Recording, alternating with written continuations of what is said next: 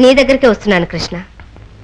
రాగానే నా దగ్గరకు వచ్చి కేసు విషయం చెప్తావనుకున్నాను. కేసు మనమే గెలిచామా? అలాగా, పోన్లేనాయనా. ఇన్నేళ్లకు ఒక సమస్య తీరింది.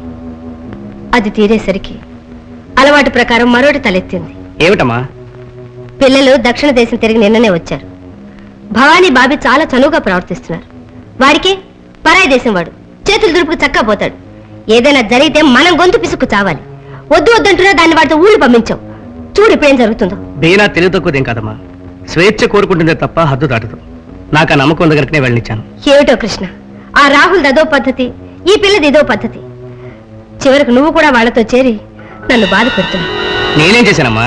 నీకు ఆ వెదురుపాలెం సంబంధం చూస్తూ ఉంటే పెళ్లి చేసుకోనంటూ వాళ్ళకి మేనేజర్ చేత కబురు చేసావట. ఎల్లకాలం నీ ఆవిటి భార్యతో బ్రహ్మచర్యం పాటిస్తూనే ఉండిపోతావయ్యే. ఒక్క ప్రశ్నకు జవాబు చెప్పమ్మా.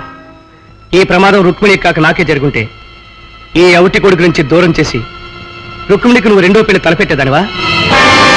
అమ్మా, భార్యాభర్తల మధ్య ఉండాల్సింది శారీరక సంబంధమే కాదమ్మా, అనురాగం, ఆప్యాయత. అవి నేను రుక్మిణి నుంచి మనస్ఫూర్తిగా పొందుతున్నాను. తను వింటే బాధపడుతుంది. ఇంకెప్పుడు ఈ మాట ఎత్తకమ్మా.